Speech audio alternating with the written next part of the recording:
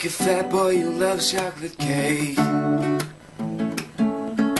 Guys, welcome to the Mijonju Show, where we talk about some cool cameras and we talk about some cool things. I'll be doing a little review of the X1. I know the previous video was just about why I got the X1, and this is a more in-depth, detailed information of how I used my X1.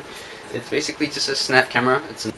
Actually, I'm not a street photography kind of guy, but it's just that usually when I'm on the streets and I get this itchy finger to shoot something, since I want to talk a little bit about pre-focusing, just like I said on my previous video, and some tweeps asked me how it can be done. So instead of just talking, I'd like to show you how it works. For that, I'd like to say it's a really nice one-handed camera. The aperture and the shutter speed and the focusing wheel is just great on the thumbs. Here's how it goes when it's on manual focus. The green bar will appear, and when you twist the focusing wheel, that tells you where the range of focus is. The simple guide also helps you to know the amount of depth you will be intaking when you change the aperture of the camera.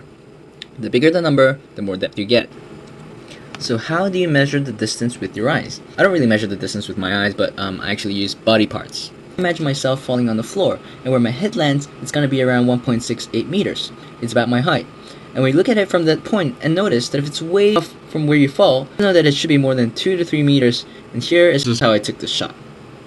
It's like, you look at something from afar, you already know that you might shoot that guy. He's like on the chair.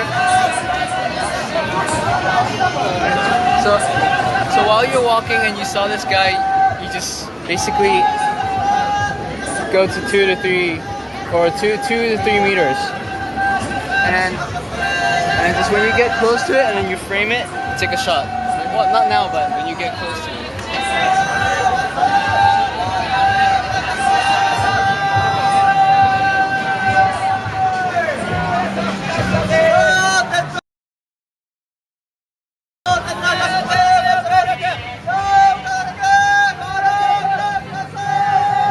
That was a simple example of pre-focusing. Instead of focusing while shooting, you preset the distance, and when you get the distance, you just execute the shutter.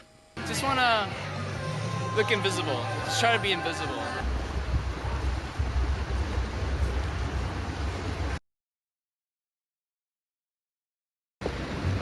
Just a simple shot, like.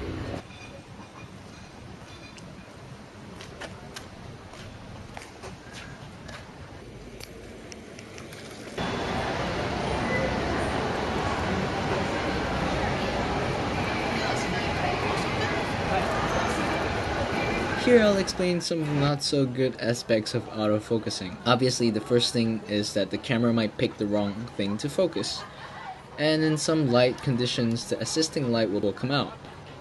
Here's what I mean. It'll light up. Yeah, it is. So, if you're shooting someone, there'll be a disturbance. Like if I want to shoot you, see a light, and you'll be like, "Whoa, what's up?" That kind of effect. So, it'd be better if you're using manual focus.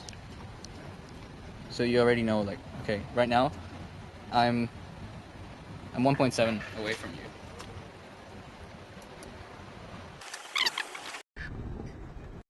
Get used to zone focusing. It'll help out a lot since you're not using the 1.4 lens. You don't need to be pinpoint. I'm gonna shoot that police man.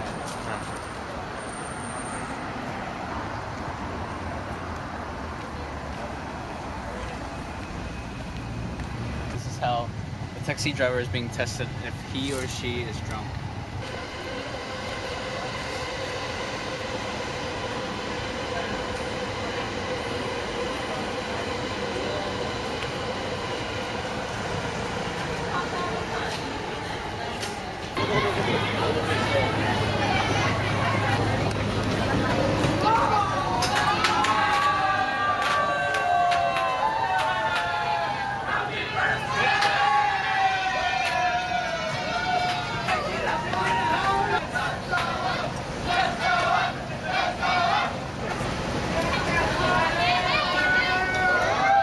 So the best way to judge distance with your eyes is to have long hair like me.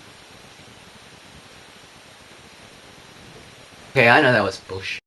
I don't really know the best way to judge distance with your eyes, but my mentor told me, Like the human light meter, you have to memorize with your experience. As I said before, the Mijonju way of calculating distance is with your body parts. Do I have to be a serial killer to do that?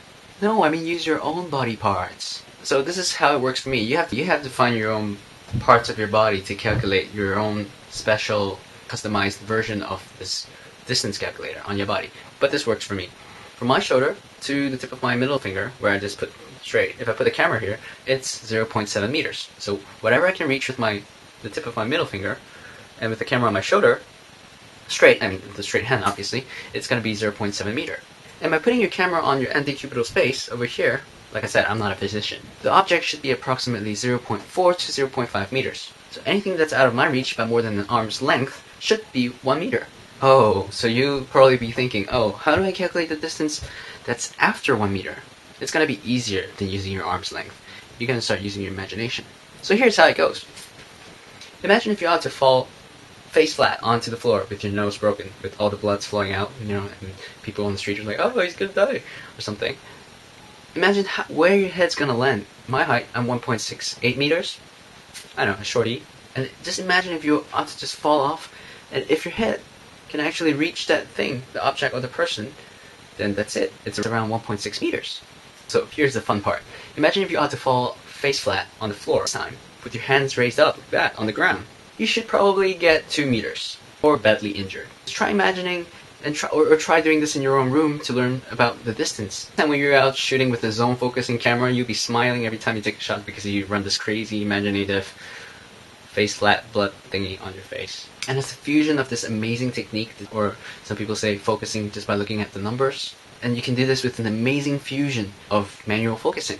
So when you use a rangefinder or a manual SLR camera, if that person is 1.5 meters away from you, before you take that picture of that person with your SLR or your rangefinder camera, just set it to 1.5. And then when you put it up to your eyes, just fine-tune by a little. Just you don't have to, go focusing infinity and then to 0.7 or to 0.3 over and over again. You just twist, and that twisting time takes a long time to get it right. So if you're already close to it, all you have to do is just fine-tuning the focus just by a little bit, and you can take a shot straight away. I know all this autofocus and perfect accuracy these days. The concept of using our eyes and our mind is getting, lesser and lesser. But I really feel like no matter if it's digital or film, having the ability to judge distance with your own eyes, and judging the light exposure with your own eyes, it's a fun and educational way of photography. So I hope you guys go out and try it. Have fun, manual focusing, zone focusing, tons of other cameras with zone focusing. Alright, hope you liked today's Mijonju Show. Really glad I got the X1 because it's nice and smooth. And I really want to talk about how I hold it, how the way I hold the camera, but there's not much time on today's Mijonju Show. So I'll be talking about it on my next Mijonju Show, or my next Mijonju Show. But I don't want to talk about the X1 too much. I want to talk about the Halloween camera. Yeah, I'll be talking about the camera that's really, really good for Halloween on my next episode. Hope you like today's Mijonju Show. I'll see you next time. Ciao. See ya.